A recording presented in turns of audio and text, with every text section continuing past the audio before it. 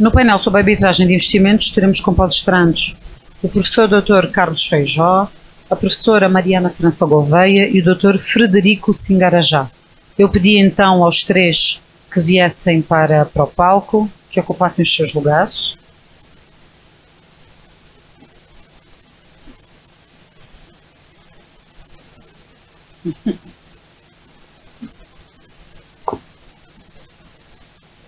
A primeira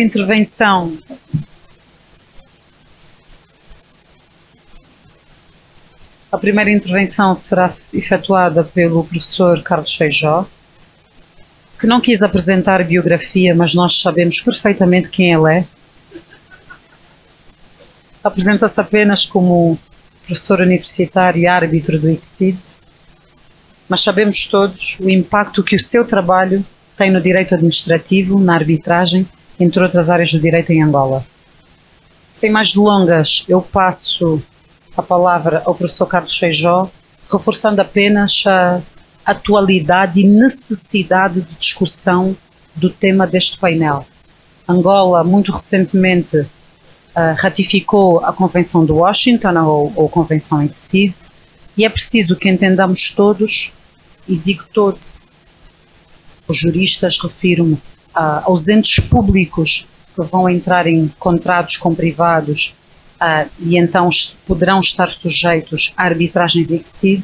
Precisamos de perceber todos qual é o impacto que essa ratificação tem naquilo que é o nosso ordenamento jurídico e que consequências poderão daí advir. Daí a necessidade de discussão deste tema. Sem mais delongas, eu passo a palavra ao professor Carlos Feijó.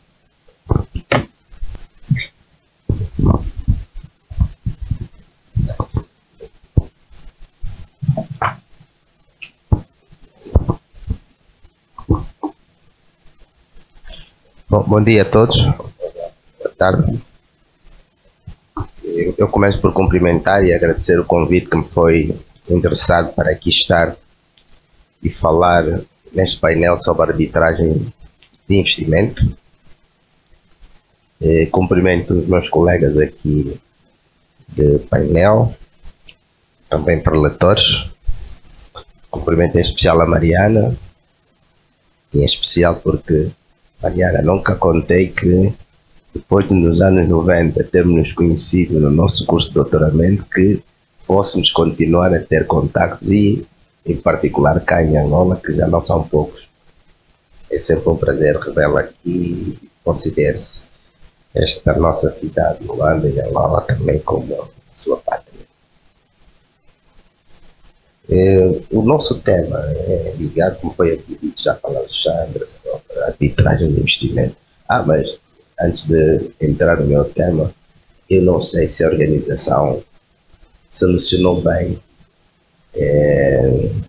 a minha intervenção, isto é, se devia ser nesse painel ou no painel anterior, onde falou o Rivaldo, a doutora e o doutor, se não deveria ser naquele painel, até para responder algumas provocações. Mas, bom, esse também é importante. E deixa-me dizer ao Osvaldo que, bom, já encontrou no meio o objeto da sua dissertação de mestrado. Não sei se vai querer continuar nas validades do procedimento administrativo que sugeriu, ou se não é melhor entrar por esse caminho da arbitragem necessária. Aproveite a cabeça, explore e seguramente vai ter uma boa dissertação de mestrado.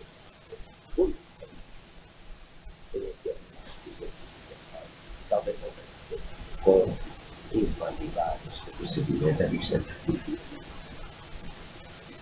Quanto ao meu tema, eu confesso que gostaria de fazer uma apresentação, eu diria, mais pragmática e mais problematizante do que propriamente vir cá apresentar soluções. Problematizante porque, bom, nós quando falamos de arbitragem, de investimento, nós temos vários temas. Isto poderia ser só uma conferência. Eu selecionei aqui alguns dos problemas que a arbitragem de investimento coloca. Primeiro, coloca um problema de articulação entre os meios de resolução do litígio previsto no direito interno do Estado de setor do investimento. Coloca um problema sobre a forma exigida para o consentimento do Estado relativamente à submissão do litígio a árbitros e, em particular, a suficiência de uma disposição contrária constante de uma lei nacional ou de uma convenção que proteja a arbitragem. De alguma maneira, no tema anterior, esta questão foi tratada. Coloca o problema de determinação da lei aplicável, a qual, caso seja o Estado receptor do investimento, pode ser unilateralmente alterada por este incentivo a suscetibilidade de anulação da decisão de arbitragem, que, por via de regra, os Estados não aceitam seja decidida por tribunal. O reconhecimento e execução da decisão arbitral, em especial a questão de saber se é necessária para o efeito a sua prévia revisão e confirmação por um tribunal do Estado arbitrário. Estes são alguns dos problemas que a arbitragem coloca.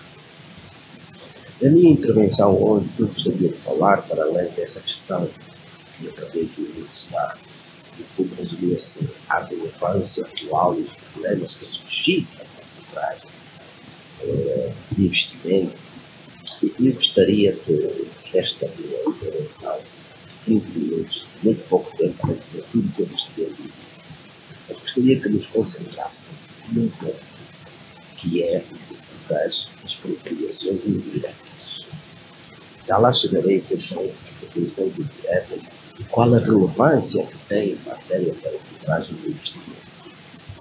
Até porque nós temos hoje a nossa Constituição, creio que no artigo 37, se não estiver enganado, uma disposição que vem dizer que é possível a apropriação pública de bens, direitos, etc., que, fundada em interesse nacional, saúde pública, etc., vejam o artigo 37, justifica constitucionalmente, atendida que até estamos perante uma norma constitucional, mas está lá a apropriação pública, e a questão que se coloca se a apropriação pública pelo Estado não é uma expropriação, se não é uma expropriação específica, se não é uma expropriação escondida. E este problema tem grande relevância nos dias que correm. E nos dias que correm, porque, como já aqui foi dito, nós aderimos à Convenção de Washington do Brexit, nós, ao mesmo tempo, temos tratados bilaterais de investimento. E eu trouxe dois tratados de investimento, um celebrado por Portugal e outro celebrado por os Emirados Árabes Unidos. E é necessário fazer a articulação entre esses tratados bilaterais e a Convenção para ver se os investidores dos Estados estrangeiros podem lançar, quando se quiserem, como é que podem fazer a articulação entre os tratados bilaterais de investimento e esta Convenção, neste ponto particular da expropriação indireta, que é um problema que seguramente nós teremos. E até, depois da expropriação indireta, sabemos se, não dá para desenvolver isto, se cada uma das modalidades, ora chamada de recuperação da dívida, ora chamada de apreensão, sem ainda intervenção judicial, se não estamos a falar também de expropriações indiretas e que o expropriado pode utilizar ou não os mecanismos que, por exemplo, os tratados bilaterais de investimento ou em articulação com a Convenção podem conduzir, digamos assim, a uma arbitragem para a resolução de litigios que possam decorrer destas atuações do poder público. Eu não iria, não é meu objeto, perder assim tanto tempo em descrever as características distintivas, ou se quiserem, o regime que decorre da convenção ou da arbitragem em si. Alguns elementos apenas, poderia dizer, por exemplo, a exclusividade de resolução de litígios da convenção, o consentimento dado pelas partes da arbitragem no âmbito da convenção, por exemplo, implica a renúncia a qualquer outro meio jurisdicional. E muitas outras características eu poderia aqui falar, porque logo também é uma espécie de deslocalização do processo arbitral em função desta nossa adesão a esta convenção e ao regime que ela nos impõe à República Católica. O importante aqui talvez seja olharmos para a relação dos tratados bilaterais de investimento. No fundo, esses tratados bilaterais de investimento, como se saberá, conferem aos investidores estrangeiros certas garantias fundamentais, nomeadamente a proibição de expropriações e nacionalizações com caráter discriminatório, a livre transferência de capital e de rendimentos de investimento, a resolução de diferenças por negociações e também pela via arbitragem, pela negociação, não resolve o problema. Isto levanta, desde logo, como também já aqui referi, um problema de articulação entre o Tratado Bilateral de Investimento e a arbitragem em si. Isto é, como é que elas, num certo sentido, se concluem ou se articulam ou se relacionam. E aqui gostaria era agora de olhar para algumas das nossas cláusulas. Começa desde logo, nós temos um decreto de 2014, que é uma espécie de paradigma de tratados bilaterais de investimento. E tem uma norma no artigo 3º sobre a expropriação, nacionalização ou outras medidas com efeitos equivalentes à expropriação. Repito, ou outras medidas equivalentes à expropriação ou nacionalização. Este é o nosso, digamos assim, o nosso paradigma. Mas, já para começar, no tratado bilateral entre Angola e, por exemplo, os Emirados Árabes Unidos, é uma cláusula de expropriação que também segue o nosso paradigma.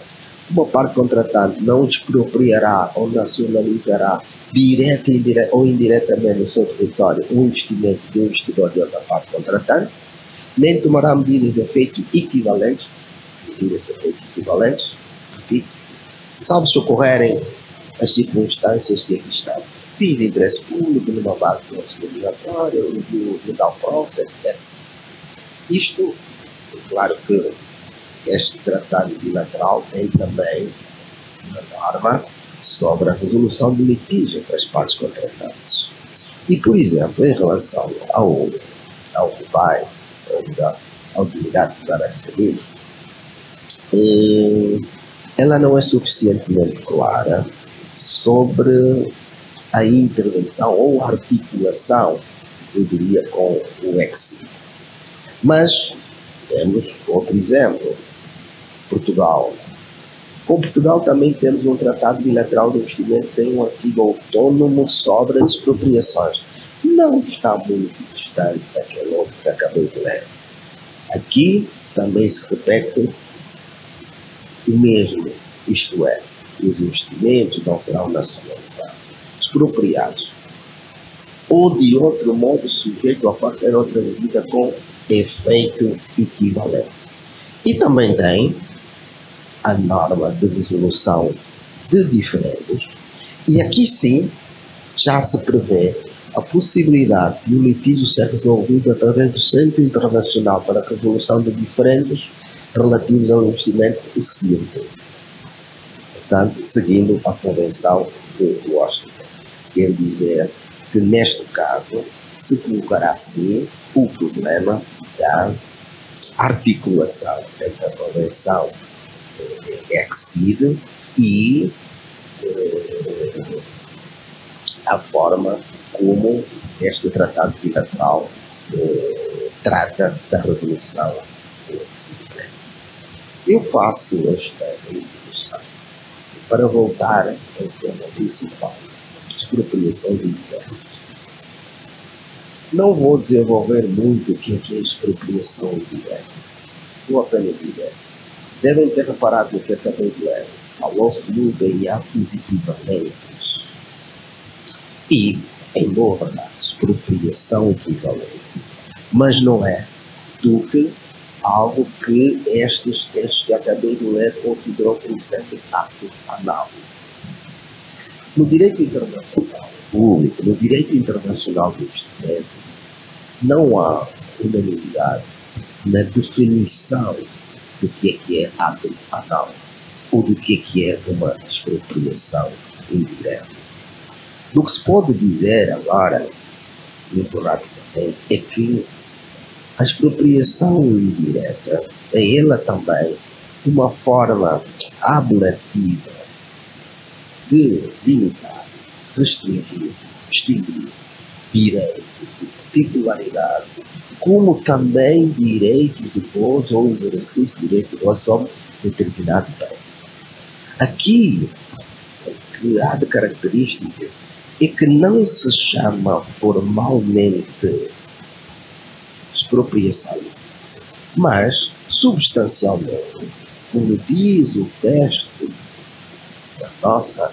do nosso paradigma do investimento, o Tratado Bilateral do Investimento, e mesmo os tratados bilaterais do investimento que acabou de dizer, facilmente se pode concluir que está aqui aquela parte em que diz equivalência, que não chama de expropriação e que nós, na nossa Constituição, chamamos de apropriação pública, mas eu vejo. Acho que a apropriação pública é uma forma elegante, talvez civilizada, de se chamar apropriação. E, se olharem para o regime da lei da expropriação, há situações até em que não há direito à indenização. Há casos em que há indenização e há outros em que não há indenização. O que pode suscitar problemas, naturalmente, de arbitragem. Imaginemos que um investidor estrangeiro está a fazer os seus investimentos em Angola e, de repente, faz-se uma apropriação pública. Ora, além dessa apropriação pública, pega-se no tratado bilateral de proteção do investimento, vamos para o exílio, vamos para o centro de arbitragem ao abrigo da Convenção de Washington e temos ali uma disputa arbitral. Por isso é que o Dr. Manuel Gonçalves, na intervenção que fez, falava do ambiente de negócio. Se o país é friendly para a arbitragem, é também, como dizia bem, hoje, um fator importante para a atração do investimento para o ambiente de negócio. E em matéria de investimento, diria que o tratado, a convenção que mais seria, digamos assim, atrativo para o investidor, até pelos efeitos que a adesão ao exílio traz consigo, é, digamos, todo este quadro global. O que quer dizer, por exemplo, uma decisão tomada pelo centro arbitral no quadro desta convenção não vai carecer mais de revisão e confirmação de sentença arbitral prolatada, por exemplo, em Portugal ou em qualquer outro país. Isto é uma garantia máxima para quem, por exemplo, eventualmente não confia no nosso sistema judicial. É uma vantagem dos casos presentes lá e como forma de conferir garantia. E quando ontem eu tomava alguma destas notas, então é, digamos, uma intervenção por fora do plano coletivo, simplesmente problematizar, preparava, e olhar para a nossa lei de investimento privado, representa, digamos assim, uma evolução. Já não temos aquela norma que obriga que, primeiro, o direito substantivo aplicável com produtos coletivos de investimento privado seja a lei elevada. Segunda vantagem é que já não se diz que a arbitragem deve territorialmente ser localizada em Angola. Isto são, digamos assim, vantagens e que estão em devida articulação.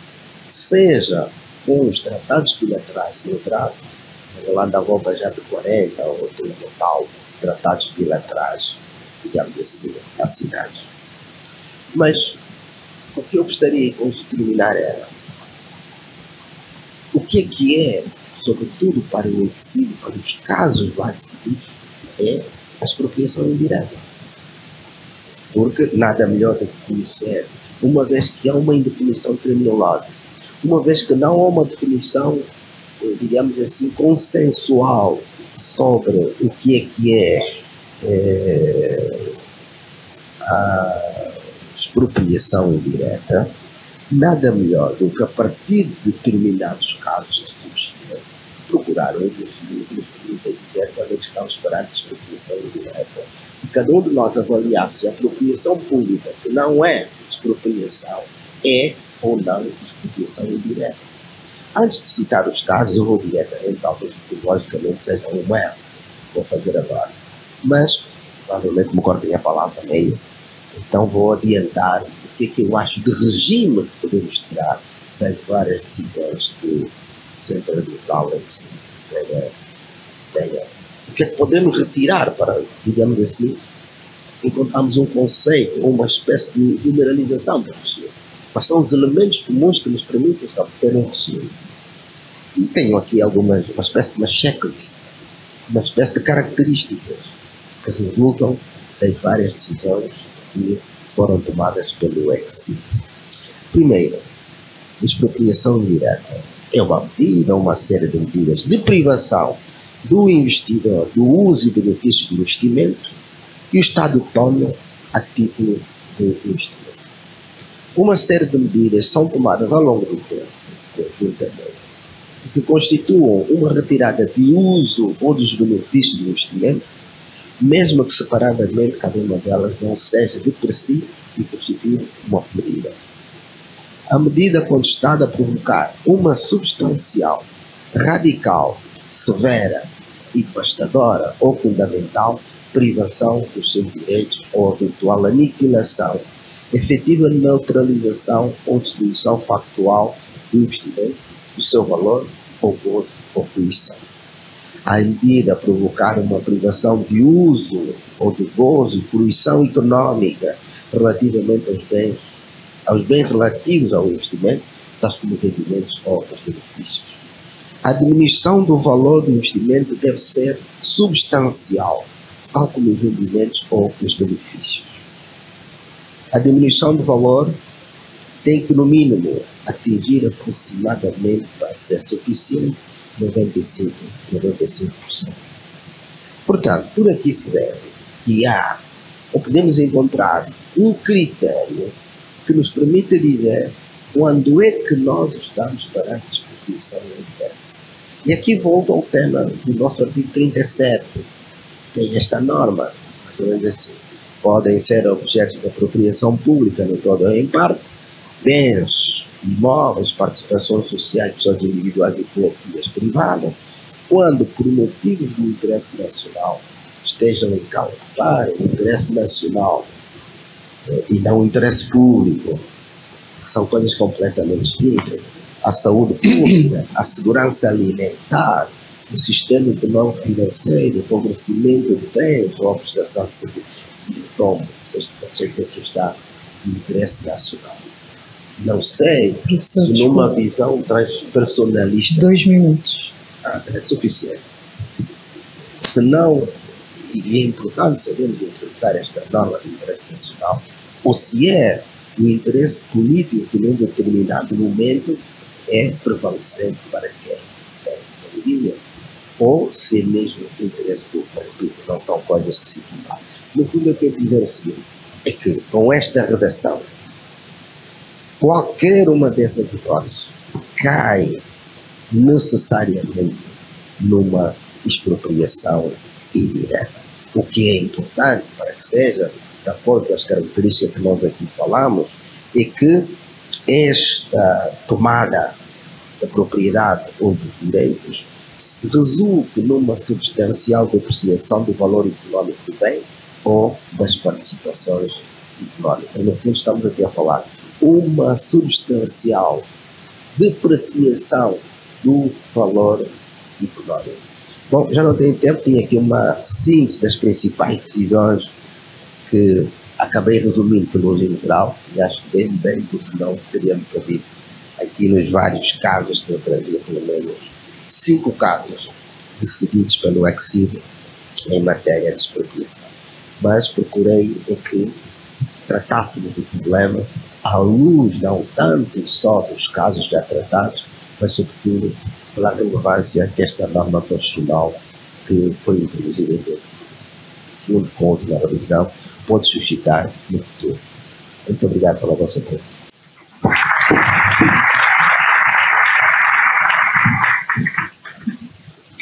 Muito obrigada, professor. Eu vou passar então agora a palavra à professora Mariana França Gouveia. Uma breve apresentação. A professora Mariana França Gouveia integra a VDA desde 2023.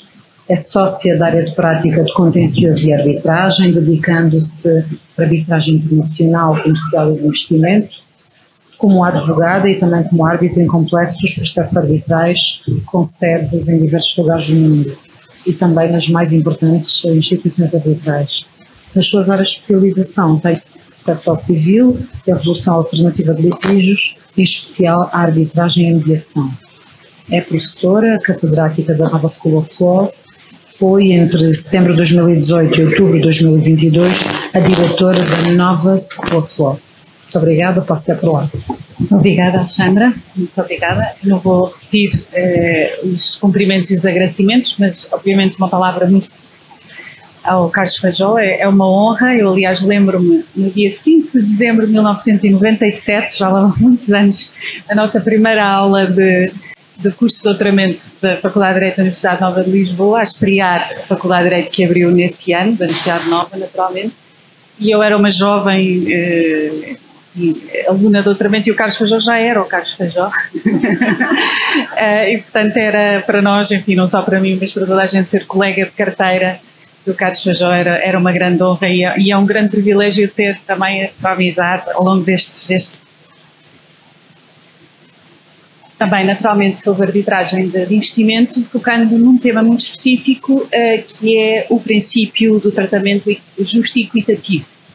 Só para contextualizar, a arbitragem de investimento é uma arbitragem bastante diferente daquela que nós normalmente estamos habituados, ou seja, a arbitragem comercial ou a arbitragem com a administração pública, porque não se baseia numa convenção de arbitragem entre as partes, não é? Entre o Estado e o contraente, entre os empresários, entre as empresas, mas baseia-se numa obrigação de direito internacional público que o Estado assume perante quem investe ou perante certos investidores no seu país e outro país. E, portanto, é um tratado bilateral, como o Carlos já referiu, entre dois países, em que ambos os países assumem obrigações um perante o outro de proteção de investidores desses países. Portanto, quando o Estado, seja o Estado angolano, seja o Estado português, seja os Emirados Árabes Unidos, seja que Estado for, a Venezuela, a Espanha, enfim, tantos Estados que têm tratados bilaterais, quando um investidor desse Estado investe num outro Estado onde há um acordo bilateral de investimento e o Estado do setor do investimento viola alguma das obrigações que assumiu nesse tratado, o investidor então pode acionar o Estado num foro internacional, portanto fora do país do investimento e não só fora do país de investimento como ao abrigo de regras que não têm nenhuma relação com o direito nacional. E este é um aspecto muito, muito importante. Por exemplo, há pouco, quando se discutia no anterior painel a questão do aeroporto ou do porto, e dizia-se o Tribunal Arbitral não tem de decidir se é o aeroporto ou o porto, claro que não, mas se o Estado lançar um concurso para um aeroporto em que se compromete, enfim, publicamente, através de atos que pratica, lançar esse concurso e o investidor faz algum investimento baseado nessas declarações públicas e o Estado depois altera a sua política, isto pode ser, claro que é muito casuístico, mas pode ser suficiente para que esse investidor tenham direito à luz do direito internacional público, não obviamente para obrigar o Estado a construir o aeroporto, mas para obrigar o Estado a ressarcir os prejuízos que teve com aquela atitude, enfim, que viola o direito internacional público e, portanto, não tem atenção ao direito constitucional do país, não tem atenção ao direito administrativo, o direito nacional, é passar a um outro nível, digamos assim. Nestes tratados bilaterais, enfim, há várias obrigações que os Estados assumem. Uma delas, o Carlos Feijó já referiu, tem a ver com a proibição das expropriações sem compensação, ilícitas naturalmente, e há uma outra obrigação que talvez seja das mais frequentes obrigações, que é a causa de pedir, que é fundamento de uma pretensão de investimento, que é o tal princípio do tratamento equitativo e justo. E é um bocadinho sobre isso que eu vos venho falar, o que é que isto quer dizer, o que é que isto significa, quais são as situações em que pode haver uma violação deste direito, desta obrigação do Estado de tratar de forma justa o investidor e com base nisso haver uma tal pretensão de investimento e poder o investidor atuar contra o Estado numa instância ou na instância internacional, que é o CIRDI. Também poderá haver outras câmaras de arbitragem que também são competentes para a arbitragem de investimento. Portanto, este princípio do tratamento Fair and Equitable Treatment, é assim que normalmente é referido na língua inglesa, é um princípio flexível, um bocadinho também como a expropriação indireta que há pouco foi tratada. E a sua interpretação é muito dependente do caso concreto. E o direito internacional público tem esta característica de ter conceitos vagos, conceitos indeterminados, diferente do direito nacional, que é mais pormenorizado, e que no fundo nos obriga a estudar muito a jurisprudência do ICSID para conseguir, do ICSID e dos tribunais internacionais de investimento, para nos permitir perceber quando é que há violação desta obrigação pelo Estado. Há consenso que há violação por medidas do Estado que sejam politicamente motivadas, isto é muito importante e há vários casos em que isso foi essa a razão. Portanto, decisões politicamente motivadas, que não tem caso o interesse nacional, o interesse público, mas questões políticas, decisões arbitrárias, decisões que o Estado toma sem racionalidade, vamos dizer assim, que são claramente injustas, discriminatórias, designadamente em relação a certas nacionalidades. Por exemplo, agora na Europa, com certeza já ouviram falar, é público, e houve uma série de proibições na Europa e nos Estados Unidos relativamente a operadores ou a fornecedores chineses de equipamento de telecomunicações, e já há um caso que um investidor chinês iniciou na Suécia questionando essa medida, dizendo que é discriminatória relativamente a uma nacionalidade, que é a nacionalidade chinesa. Isto também tem muita geopolítica, obviamente, mas são questões que se colocam neste tipo de litígios. Portanto, situações ou decisões discriminatórias em violação do processo justo também são questões que se colocam. Também não sei se tem conhecimento que o ano passado entrou a primeira ação contra o Estado português, contra Portugal, no Tribunal ICSID, uma questão que é pública também, uma questão de direito bancário, e onde a questão tem a ver com também o princípio do tratamento justo e equitativo e também questões de processo justo no tratamento dos investidores. Pode ser também, como no caso das expropriações diretas, uma medida só ou um conjunto de medidas, e no fundo alguns tribunais vêm dizer que este princípio, esta obrigação que os Estados assumem, obriga o Estado, que recebe o investimento, a demonstrar um comportamento consistente, transparente, livre de ambiguidades, e envolve também uma obrigação, e esta obrigação para os nossos sistemas jurídicos, falo de Portugal, falo de Angola, também do Brasil, a obrigação, o Brasil não faz parte deste sistema, mas não precisa ainda, uma obrigação de adotar e manter um sistema legal estável e previsível, o que nos nossos países não é propriamente algo que seja muito, enfim, tenha tradição, vamos dizer assim. Eu posso citar aqui um caso contra a Argentina, pela LG, em que a autora era a LG, em que o tribunal disse o seguinte: um comportamento consistente e transparente, livre de ambiguidades, que envolve a obrigação de conceder e manter um quadro jurídico estável e previsível necessário para cumprir as expectativas jurídicas do investidor estrangeiro. Portanto, uma definição muito geral. Eu queria, no tempo que tenho, falar de 3 casos, posso falar só de uma vez, se não tiver tempo, não há problema, de 3 casos, porque nada como explicar um bocadinho os factos para nós percebermos o que é que isto significa. São sempre conceitos muito vagos, para aqui muito de intuição da pessoa ir percebendo, ir lendo e percebendo o que é que faz aqui uma pretensão de investimento. Eu vou falar, se o tempo permitir, 3 casos. Um caso que Parkrins contra a Lituânia, o Estado da Lituânia, um outro que é Mikula contra a Roménia e, por último, o caso Metalclad contra o México. E hoje em dia há casos contra todos os países. Eu acabei de dizer que Portugal já tem um caso, estreou-se no ICSID. Espanha já tem dezenas de casos, assim como vários países europeus. Houve uma altura em que havia era muito contra Estados da América Latina, tem muitos casos da Venezuela, a Argentina por causa da crise, Venezuela por causa das expropriações não eram indiretas, eram completamente diretas, mas hoje em dia o sistema alargou-se, o ICSID já teve mais de 1000 casos desde que foi criado e com um crescimento muito grande nos últimos anos. Há uma clara percepção de que há pretensões de investimento que antigamente não eram levadas a este tribunal e cada vez mais são. No caso de Parkrins contra a Lituânia, o que aconteceu foi que a cidade de Vilnius, na sua mudança da União Soviética para um Estado independente, lançou, enfim, vários concursos e grandes alterações de todo o seu sistema jurídico, toda a sua forma de operar, e lançou um concurso público para o sistema de parqueamento da cidade, que tinha a ver com o sistema de parqueamento da cidade, que incluía um contrato bastante grande, um concurso bastante grande, incluía a construção de edifícios de parqueamento e uma série de componentes no sistema de parqueamento na cidade. O investidor norueguês concorreu e ganhou o concurso, assinou um contrato, mas após a assinatura do contrato, já não estamos naquele momento estamos já no momento do moral hazard, um bocadinho como aprendi há pouco.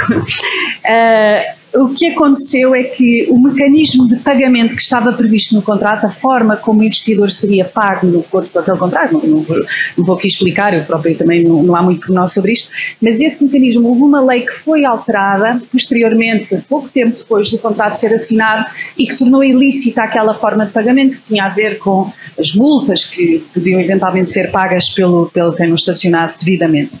E, portanto, a ideia aqui, ou a pretensão do investidor norueguês, era que tinha sido violado, lá está, a sua legítima expectativa, ele numa pretensão destas, numa ação destas, o fundamento nunca violou o contrato. Isso é uma violação contratual que não cabe numa ação destas. Aqui tem que haver uma violação de uma obrigação de direito internacional público consagrada nestes tratados bilaterais ou multilaterais de investimento. O Tribunal, neste caso, explicou que o Estado tem o direito, é verdade, de aprovar, modificar ou revogar a sua lei, quer dizer, isto é, obviamente, não há limites na possibilidade do Estado, mas pode violar o princípio do tratamento justo e equitativo quando o faz, apesar da existência de um acordo. Pode ser sobre a forma de uma cláusula de estabilização, que é muito frequente em contratos de longo prazo ou semelhante. E, portanto, diz também o Tribunal que também há legítimas expectativas quando há declarações do Estado antes do investimento, mesmo que sejam fora do contrato.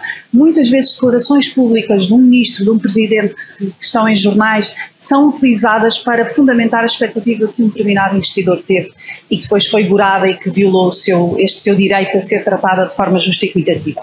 O que é engraçado neste caso é que, apesar disto tudo, o Tribunal decidiu não haver violação desta obrigação do tratamento justo e equitativo, porque entendeu que a mudança de regime legal era expectável naquela transição, como eu disse há pouco, no âmbito da pós-União Soviética no país, e, portanto, entendeu que o investidor tinha necessariamente de esperar essa alteração de legislação e importante, e, portanto, não podia confiar, não podia ter essa expectativa legítima. Portanto, considerou que não tinha havido esta violação, apesar destas alterações que eu referi. No outro caso, o caso Mikula. Mariana, desculpa, 4 minutos. Ok, muito bem. No caso Mikula, é uma situação diferente, a situação em que o Estado da Roménia criou um regime de incentivos incentivos fiscais, claramente, isto pode ser importante para o multicorte hoje à tarde, claramente favoráveis aos investidores e adotados com o propósito de promover o investimento em determinadas zonas da Roménia, zonas mais subdesenvolvidas, e a questão era saber se esse regime se criava ou não legítimas expectativas se mantivesse em vigor por vários anos. Mais uma vez, o Tribunal valorizou muito as declarações dos Estados de acolhimento em relação à natureza e duração destes regimes o que o Governo tinha dito em 1998, nesta altura, é que aquele incentivo permaneceria pelo menos durante 10 anos, esta declaração. O que é que acontece, entretanto? Nesse mesmo ano, em 1999, a Roménia começa a preparar a sua entrada para a União Europeia, que vai demorar alguns anos, mas começa a preparar, e uma das legislações dos regimes que adota, para alinhar a legislação com a União Europeia, foi a Lei sobre Ajudas de Estado, definindo-as da mesma forma que o direito europeu. E nesse âmbito, no ano 2000, no ano seguinte, a Autoridade da Concorrência Romena veio dizer que aqueles incentivos eram uma ajuda de Estado, portanto era uma violação do direito da concorrência e eram ilegais, ilícitas. Depois, entretanto, começam as negociações para a adesão da Roménia à União Europeia e a verdade é que a própria União Europeia depois vem dizer exatamente a mesma coisa. Essas ajudas são ajudas de Estado que não são legítimas à luz do direito da concorrência da União Europeia. A verdade é que o investidor começa a arbitragem de investimento contra a Roménia dizendo não tenho nada a ver com isso é direito europeu, isso é direito nacional, garantiram-me que durante 10 anos eu tinha um regime de incentivo fiscal e, portanto, eu fiz o meu investimento baseado nessa expectativa, essa expectativa se foi revogada à medida, que entretanto foi revogada esta lei, eu tenho que ser compensado pelo prejuízo que eu tive.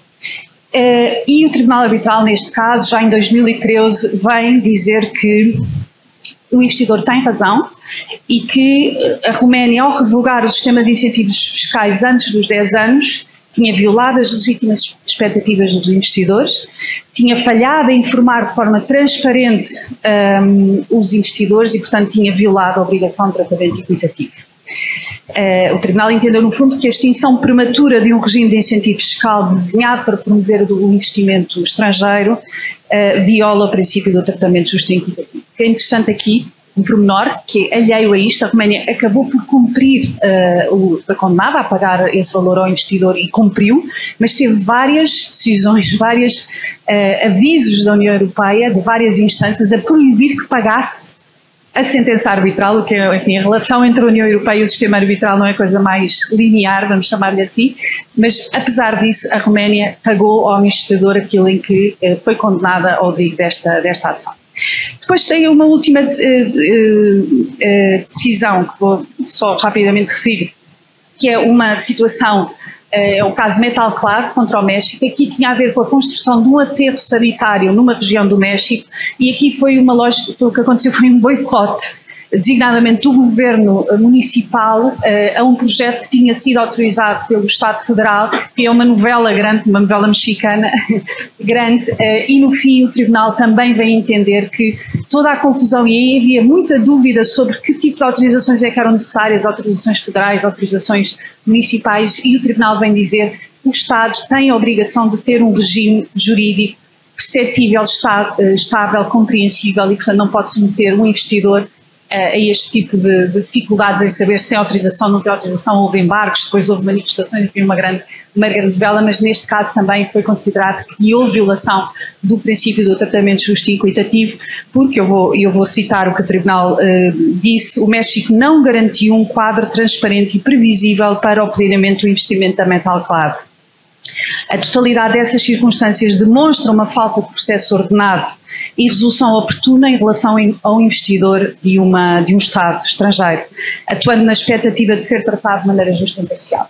Portanto, em resumo, dizer que o critério é um critério flexível, ou os requisitos, ou o princípio do tratamento justo e equitativo é um critério sensível muito específico, muito sensível ao caso concreto e aos fatos concretos, mas há aspectos que nós podemos dizer com segurança. Contradições dos Estados, mudanças dos regimes antes do acordado, obstáculos não razoáveis a investimentos, guinadas súbitas e não fundamentadas em nenhuma razão, enfim, justificável ou aceitável, podem consistir violações do princípio do tratamento equitativo e, com isso, dar origem a uma pretensão de investimento que pode ser exercida contra o Estado, o setor de investimento, havendo naturalmente estes tratados bilaterais. Muito obrigada. Obrigada. Muito obrigada, Mariana. Vamos passar então ao Dr. Frederico Singarajar. O Dr. Frederico é um verdadeiro cidadão do mundo, ele é brasileiro e britânico e com antecedentes pelas Ásias. Ele é barrister e árbitro da Gatehouse Chambers em Londres, tem experiência em arbitragens internacionais, comerciais e de investidores, regidos por tratados bilaterais e multilaterais. Ele atua como advogado e árbitro em arbitragens de língua inglesa, portuguesa e espanhola e tem vasta experiência em mercados emergentes como na América Latina, África e Ásia.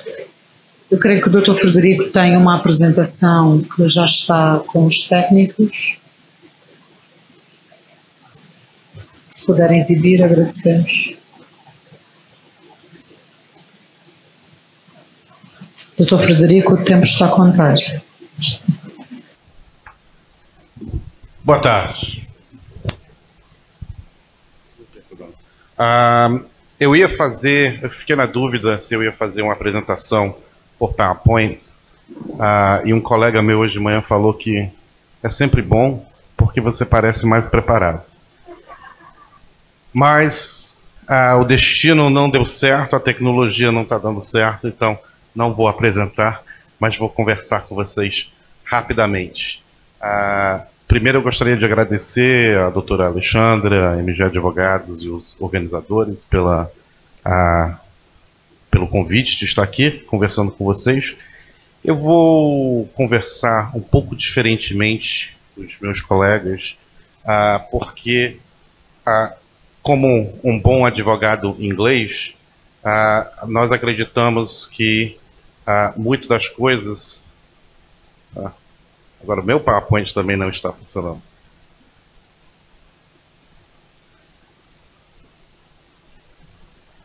Bem, como todas as boas coisas do mundo podem ser explicadas com a história, né?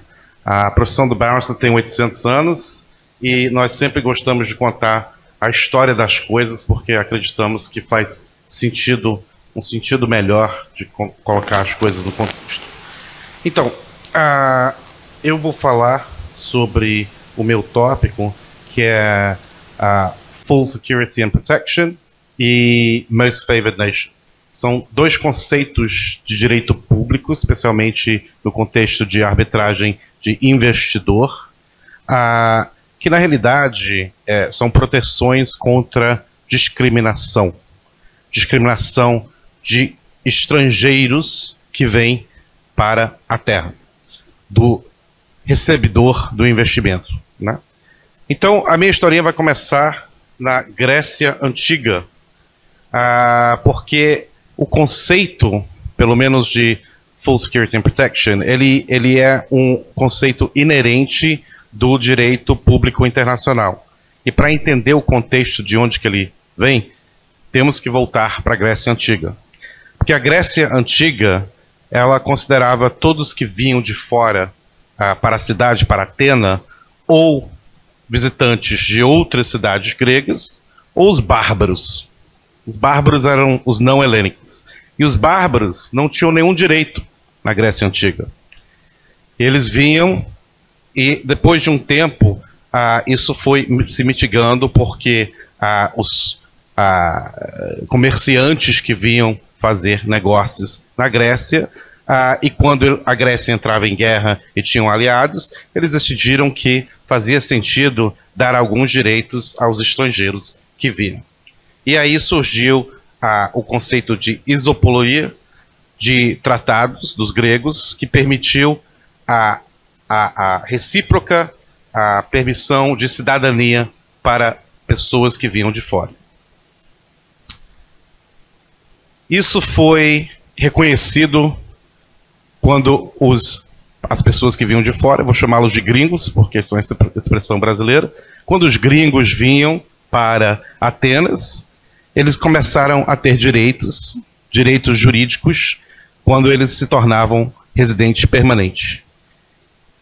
Isso daria a eles direitos jurídicos a respeito de representação jurídica, quando houvesse um problema jurídico, e também direitos imobiliários, que daqui a pouco a gente vai discutir no contexto de convenções bilaterais. Plutão, no seu mais comprido diálogo, falou que ofensas arbitrárias cometidas contra gringos eram sujeitas à vingança dos deuses. E os gringos, tendo amigos e espíritos quíndidos, são mais um objeto de simpatia dos deuses e dos homens. Tá? E daí surge a ideia de tratar os gringos que vêm fazer comércio no seu estado, em Atena, com mais respeito, com mais dignidade.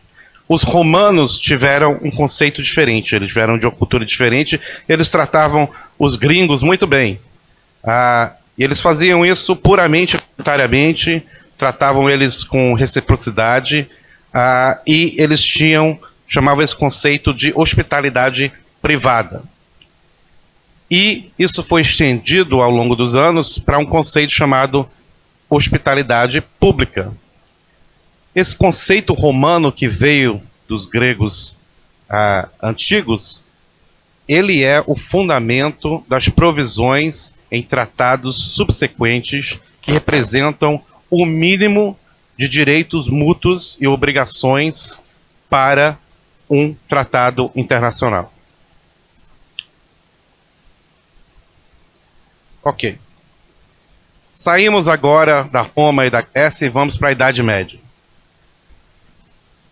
Um dos primeiros registros do tipo de tratamento de gringos vindo para a Europa, onde houve bastante desenvolvimento nesse período, foi uma carta do imperador Charlemagne, o rei da Mércia. Mércia era um dos reinos que depois formou a Inglaterra, no ano 796, que ele assegurou para os mercadores do rei, de acordo com os antigos costumes de comércio. Então, ele assegurou a segurança e a habilidade dos comerciantes mercadores que passavam pelo reinado da Mércia, a habilidade de ter alguma proteção. Os mercadores estrangeiros, gringos, na Inglaterra, se beneficiaram depois de leitutos que poderiam os confortar e protegê-los. Nas épocas de paz, eles poderiam entrar e sair do país livremente, sem nenhum problema. Fazer transações sem nenhuma interferência. E quando agindo ou como autor ou réu em processos jurídicos, até os seus compatriotas do seu país poderiam agir como júri em seus julgamentos.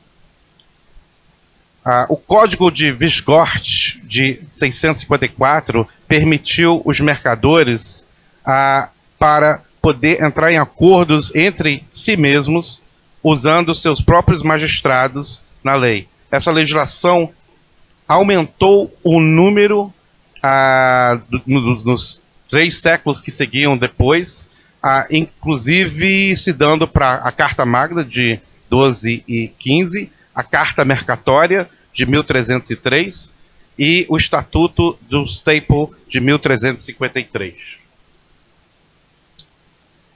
Os tratados comerciais, especialmente inter-italianos, todos continham uma provisão sobre a comunicação, a possibilidade de entrar e sair e ficar na Itália, dando proteção para certos gringos, da mesma forma que seriam tratados no seu país de origem. E também continham já as cláusulas MFN, Most Favored Nation.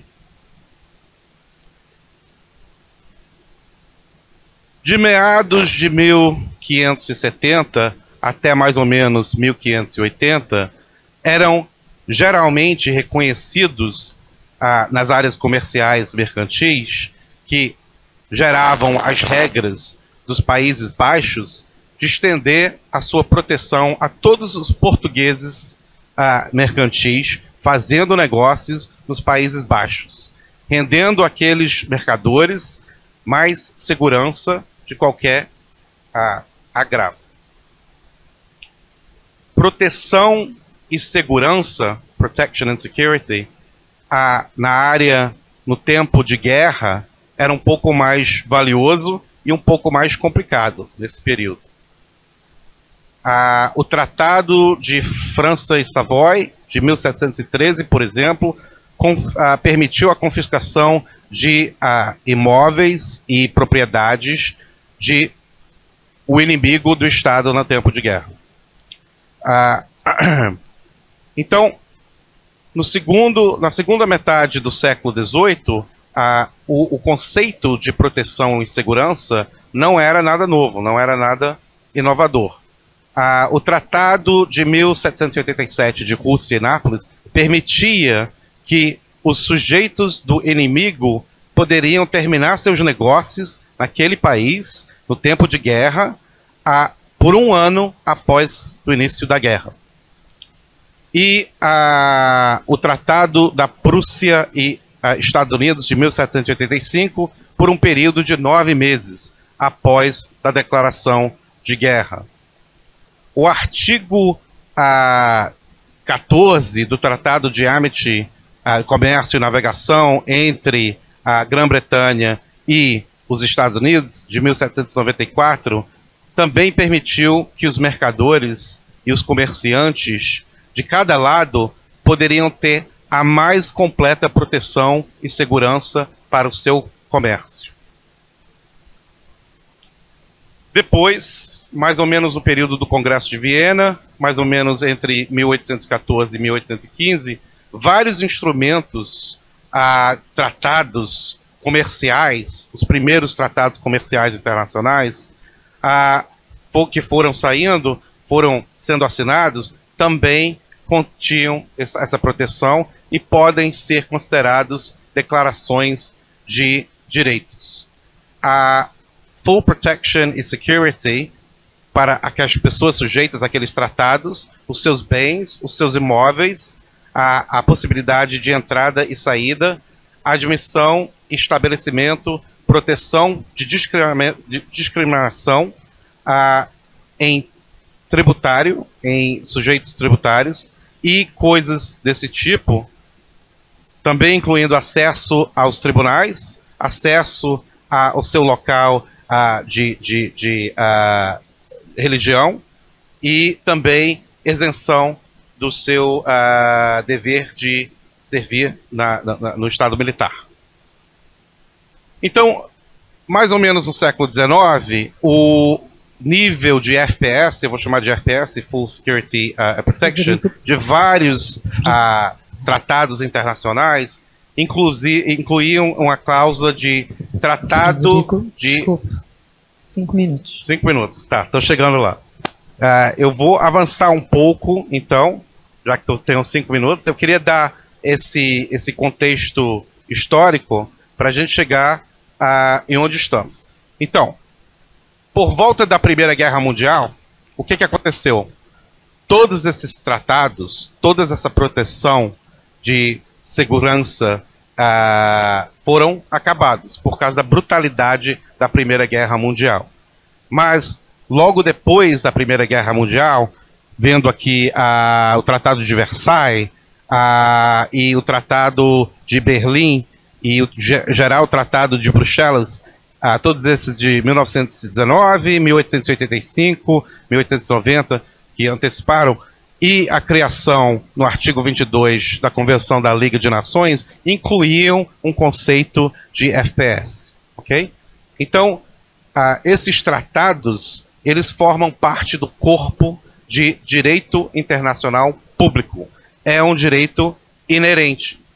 Então, o que há hoje a respeito da conversa, da polêmica nos tratados de investimento é, primeiramente, se exige uma cláusula ou uma expressão de o direito de FPS no tratado, se ele existe ou não.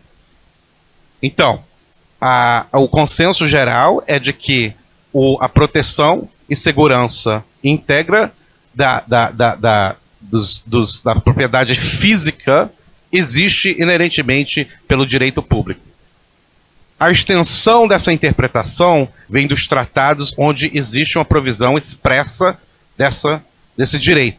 Então, a questão para os tribunais arbitrais do ICSID, da PCA, da UNCITRAL, é se, quando existe essa provisão expressa, ela dá alguma coisa além do que já existe como proteção inerente internacional. E há uma divisão de conceitos nesse sentido. Eu quero partir agora para o More Favored Nation, o conceito. Diferente do FPS, o MFN é um direito que só existe quando isso está expressamente previsto no tratado. E ela é um conceito diferente. Então, se o conceito de FPS é um conceito inerente e a discussão nos tribunais arbitrais públicos é se há um direito extensivo, o escopo daquele direito é estendido quando há uma provisão expressa, já o MFN é diferente, ele é tratado diferente. Ele só existe quando há uma provisão expressa. Frederico, desculpa, só para...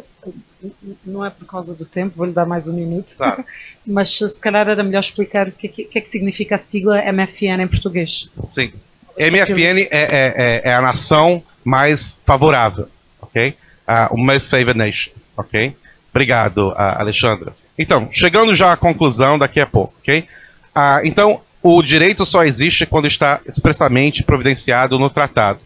A diferença entre uma discriminação, o FPS é uma discriminação entre o gringo e o Estado que está recebendo investimento.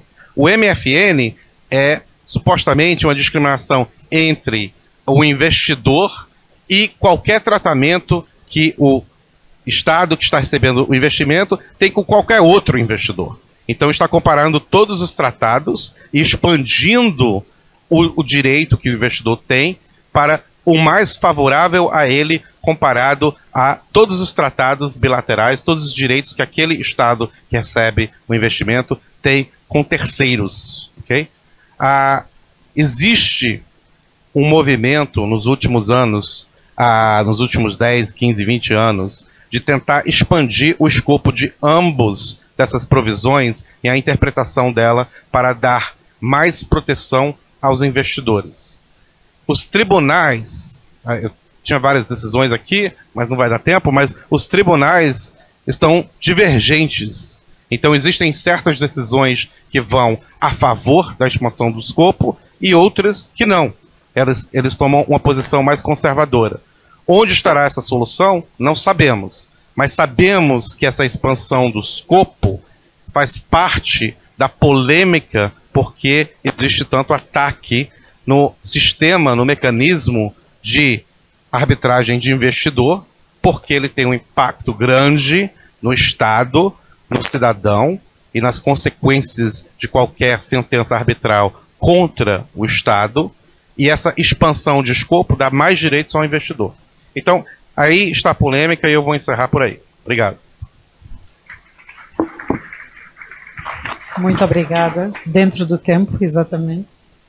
Nós, devido à derrapagem de tempo, vamos aceitar apenas 2 questões. Já aqui a manifestação de interesse do Dr. Manuel Camaty, professor da Faculdade de Direito da Universidade de Agostinho. Desculpem, quem eu peço que faça já a sua intervenção. E se houver mais alguém que queira intervir, por favor, manifeste-se. Vamos. Muito obrigado. Antes de mais... Infelizmente não vai ser possível receber todas as questões. Portanto, para além do Dr. Manuel Camaty, vamos receber apenas mais uma para podermos passar então para o painel seguinte. Para haver tempo de resposta e para passarmos ao painel seguinte. Não sei quem foi a segunda pessoa a solicitar. Protocolo, por favor. Agradeço a vossa ajuda e agradeço que deem um microfone ao Dr. Manuel Camaty. Muito obrigado, já tenho aqui o microfone. Obrigada. Pode colocar a questão, por favor.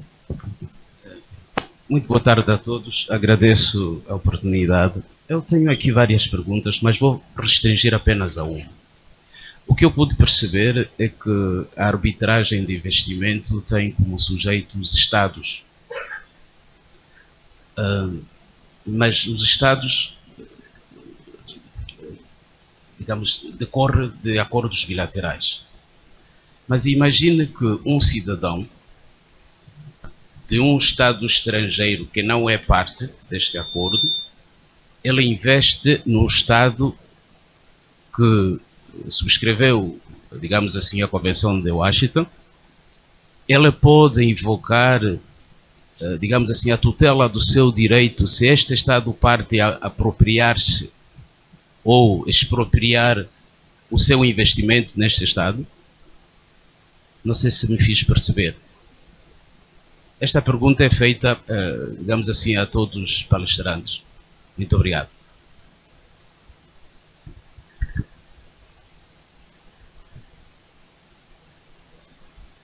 Muito boa tarde. Luís.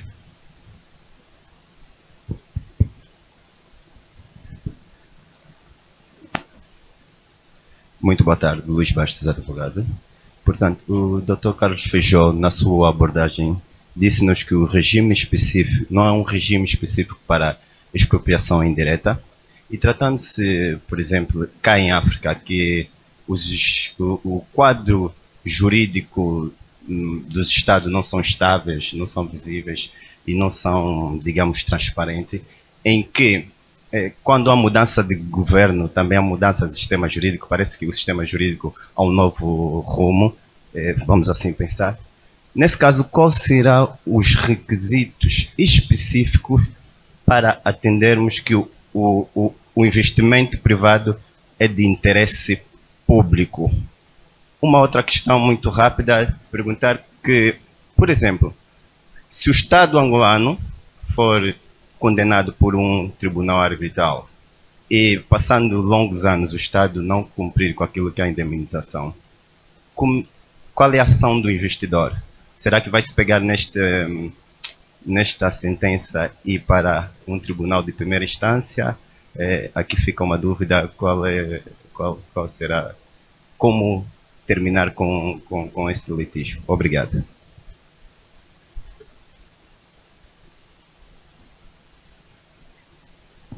Bem, então, tentando ser rápida, responder às questões, todas super interessantes. A resposta relativamente à proteção do investidor nacional de um Estado que não tem acordo bilateral ou multilateral com o Estado receptor do investimento não fica abrangido por essa proteção. Aliás, é o caso do Brasil. O Brasil não tem praticamente tratados bilaterais, não aderiu à Convenção de Washington e, portanto, o investidor brasileiro, por exemplo, aqui em Angola, não pode processar o Estado angolano em Washington no CIRDI ou em outra instância arbitral. Eu há bocadinho brincava a dizer que o Brasil não precisa, os Estados Unidos também não têm praticamente cortes de investimento, porque é bilateral, ou seja, eu posso propor uma ação, um investidor americano que investiu em Angola, se houvesse um tratado, ou em Portugal, que não tenho certeza em Angola se há ou não, mas em Portugal não existe, se tivesse investido em Portugal um investidor americano e o Estado português tivesse violado alguma destas garantias, poderia agir contra o Estado americano, e vice-versa, um investidor português que teve um problema nos Estados Unidos poderia agir. Portanto, é preciso que haja esse acordo. Normalmente os países que precisam muito de investimento estrangeiro têm muitos acordos, os países que são exportadores de investimento muitas vezes não têm. Enfim, são questões políticas, geopolíticas, política internacional. Agora, uma coisa é certa, hoje em dia, tanto é demandado neste Tribunal Internacional os Estados africanos da América Latina, os antigos Estados não ocidentais, digamos assim, como os Estados ocidentais. Eu disse Portugal, neste momento, foi demandado no Tribunal, no CIRDI, em Washington. A Espanha tem dezenas de processos por questões de alterações de regime de benefícios a investimentos na energia renovável e uma série de países, já temos o exemplo da Suécia e a Huawei, que é a empresa chinesa que iniciou uma ação de investimento por discriminação contra o Estado da Suécia. E se calhar, e talvez um dia comece contra Portugal, que também adotou medidas parecidas. Respondendo à segunda questão, relativamente, vou responder só à questão da execução da sentença, deixando a outra questão para o Carlos Feijó. O ICSID tem uma grande vantagem de permitir a execução quase automática da sentença arbitral nos países que aderem ao sistema ICSID, portanto, ou mesmo à Convenção de Nova Iorque, mas ao sistema ICSID. E, portanto, é muito mais fácil executar uma sentença arbitral preferida no âmbito da Convenção de Washington, um tribunal formado no âmbito da Convenção de Washington, do que outra sentença de uma sentença nacional. Há muitos casos, exemplos de Estados que não cumprem. Eu diria que o principal é Venezuela, na sequência de muitas expropriações diretas que foram feitas na altura do regime do Chávez, e em que a Venezuela foi condenada, enfim, inúmeras vezes por essas expropriações sem compensação, mas também é o caso de Espanha, que não tem pago nenhuma das condenações a que foi submetido no âmbito do tal regime das alterações na energia renovável. É possível executar, eu enfim, já participei em execuções de sentenças em Portugal contra países estrangeiros, portanto, o que se faz, enfim, por exemplo, é impossível executar uma sentença contra a Venezuela no Estado da Venezuela. Isto é conhecimento público, não estou a dizer nada. Não se penhora, não se conseguem penhorar bens. Agora, os Estados têm bens fora, muitas vezes fora do seu país, e, enfim, dentro das convenções, a Convenção de Viena, relativa às imunidades de execução, imunidade de jurisdição, uma coisa, pois imunidade de execução, neste caso a questão tem a ver com a imunidade de execução, mas é direito consuetudinário, direito internacional público, que os bens do Estado, do domínio privado, que não estejam afetos a um interesse público, enfim, o Estado angolano tem vários, fora de Angola, é possível penhorar no estrangeiro. Mas, enfim, tudo isto, quero a estruturação do investimento, porque, voltando à primeira pergunta, vamos imaginar um cidadão brasileiro que quer investir em Angola. Pode estruturar o seu investimento através de uma empresa, por exemplo, em Portugal. E aí a empresa portuguesa, com sede em Portugal, já será protegida pelo tratado. Embora tenha o controlador, o acionista controlador, seja de uma nacionalidade, por exemplo, brasileira, para falar dos nossos países, o investidor será a empresa portuguesa que poderá, neste caso, propor uma ação contra o Estado angolano. E isto faz parte de uma estruturação do investimento, vamos dizer, cautelosa, estratégica, não é? Porque as disputas, como a Cristina dizia há pouco, nas relações de longo prazo, parecem sempre. E no investimento é preciso pensar nestes problemas. E os investidores sofisticados, multinacionais, não fazem tudo isto. Não põem um cêntimo num país antes de pensar em tudo aquilo que pode acontecer. E esse é um desafio também que é importante para qualquer Estado, de perceber como é que pode não só ajudar os seus investidores, mas também os próprios investidores estarem melhor protegidos na sua operação local. E pronto. Bom, creio que a Mariana já falou sobre os problemas que suscitam a execução das decisões arbitrais. Aqui eu acrescentaria apenas o seguinte, é que uma decisão proferida pelo centro arbitral ICSID, o que a parte interessada pode fazer é simplesmente remeter uma cópia, digamos assim, carimbada pelo secretário-geral do ICSID e manda para os tribunais do Estado angolano ou para outra autoridade do Estado. E o que é importante é que, neste caso, não é necessário lançar mão ao processo de revisão e confirmação de sentença. Esta é, digamos assim, a grande garantia e a grande vantagem. Quanto à execuibilidade, bom, os exemplos aqui estão dados, nós já tivemos casos de execução de aviões da TAG, etc. E, portanto, é uma matéria que nos é familiar. Não precisamos desenvolver muito mais isto aqui. Bom, a outra questão é, se bem percebi, mudam governos, mudam o sistema jurídico. Bom, eu não acho que mudam o governo e mudam o sistema jurídico. Provavelmente o que muda é uma certa interpretação do mesmo sistema jurídico. Mas contra isto, bom, valem, pelo menos em matéria de investimento privado, vale um princípio que é muito caro ao direito internacional do investimento, que é o princípio da estabilidade. Esse princípio da estabilidade é o que nos dá a garantia de, digamos assim, de mutações políticas que possam ocorrer num determinado país. Eu lembro-me que nós levamos, só para verem a comparação da complexidade e o tempo que se leva a negociar uma cláusula de estabilidade. Por exemplo, o contrato Angola-LNG dos anos 2005, 2006, quando nós o negociamos em Houston durante quase 2 anos, a cláusula de estabilidade levou quase um tempo a negociação de todo o contrato. O que isso quer dizer?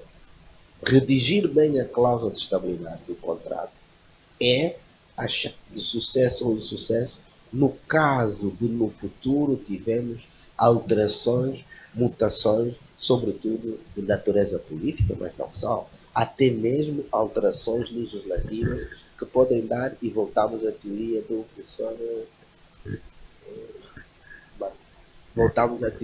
professor Marx, sobretudo a teoria económica do contrato. Isto é, como é que se vai fazer o reequilíbrio económico do contrato quando existam alterações legislativas? Os governos não estão limitados a legislação que produzem, mas se tiver algum impacto económico, imediatamente temos que lançar mão, e não só a teoria da intervenção, mas lançar mão desde logo ao reequilíbrio económico e financeiro do contrato. Se não mesmo considerar se há uma alteração legislativa fundamental que altere toda a substância do contrato, se também não é uma causa de rescisão unilateral do contrato, ou de uma causa justificativa que pode dar direito à indenização ao investidor. Pelo menos está garantido pela termino. Se redigir bem o princípio da estabilidade, não há governo africano que bem consiga se for investidor.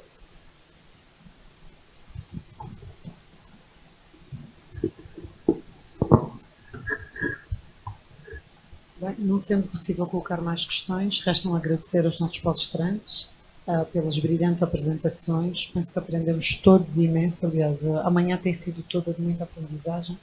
Muito obrigada e vamos passar imediatamente ao terceiro painel.